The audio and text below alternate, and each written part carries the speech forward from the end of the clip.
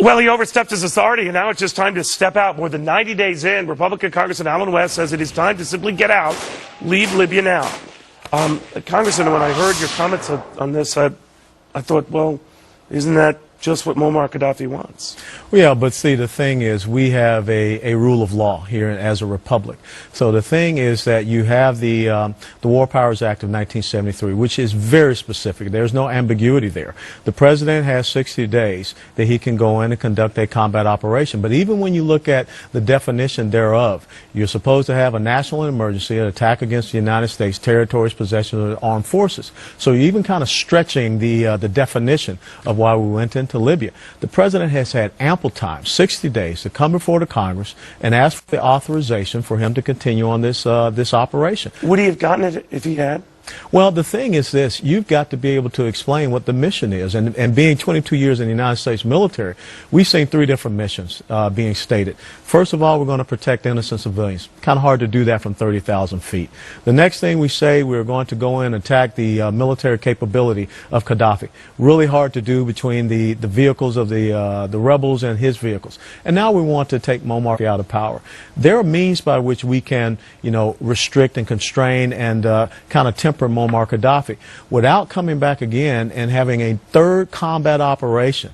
And you want to talk about the economics of this. In the first 24 to 36 hours, you saw $115 million go downrange because the Tomahawk cruise missile is a little over $1 million each. All right, all fair, all well pointed out. But when Muammar Gaddafi writes the leadership of the House to say, essentially, thank you for being diligent about this, that's not the kind of PR you want. Yeah, but see, this is what I say, Neil. If we were serious about Muammar Gaddafi, then why did we allow him to have the visa to come here and speak at the United Nations? Let's have a consistent pattern. Republican and Democratic administrations, right? And I'm blaming everybody on this, because if we want to have a certain standard with these despots and dictators and autocrats in the Middle East, we need to have a consistent standard. Now, if we really want to go in and get Muammar Gaddafi, you could do that. I mean, I spent a few days in the rodeo.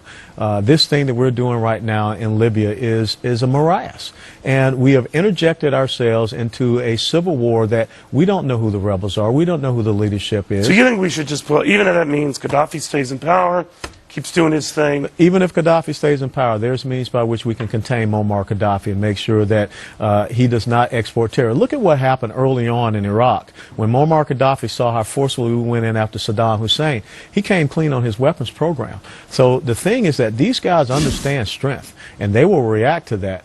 Muammar Gaddafi is acting up right now because we show confusion, we show disillusionment, and we don't show that we are on a common sheet of music. So I assume by that definition, Congress, in the limited time we have, by extension, stay out of Syria, stay out of Yemen, stay out of all of these uprising countries, however meritorious the human goals here. If it becomes now, the new definition of committing military forces is that we're going to protect innocent civilians. Your military is going to be everywhere. And when you talk to the men and women in the military, they're on the 5th and 6th combat tours. I'm going over to Afghanistan this Friday. It's been about 4 or 5 days. We're running them into the ground. So we need to be very careful about where we're directing our United States military and the resources thereof. So you would be for this latest move to postpone pulling them out in Afghanistan? This is the key thing that no one has ever come up and said. What are the strategic goals and objectives for a place like Afghanistan? You want to deny the enemy sanctuary? I mean, what are the requirements? And therefore, if you understand the requirements and the goals, then you build your capability thereof. Congressman, always a pleasure.